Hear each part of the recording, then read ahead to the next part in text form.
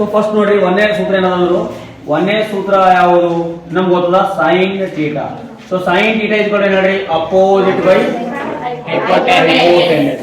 So opposite by hypotenuse. So second ಯಾವ್ದು ಹೇಳ್ರಿ cos cos theta. So cos theta is equal to adjacent side divided by hypotenuse. adjacent side divided by hypotenuse. Beta.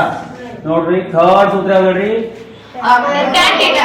So tan theta. So tan theta is equal to Opposite side divided by adjacent. opposite side divided by adjacent. Next fourth ಯಾವ ಸೂತ್ರ ಹೇಳ್ರಿ Cos theta. cosec Theta. So cosec ಏನಾಗಿರ್ತದ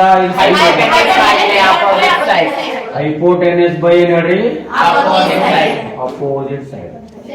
so fifth ಏನಂದ್ರು sec theta.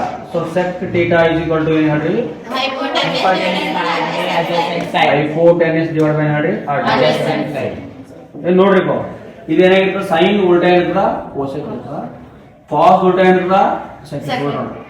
Adjacent by hypotenuse, ಇದು hypotenuse by adjacent.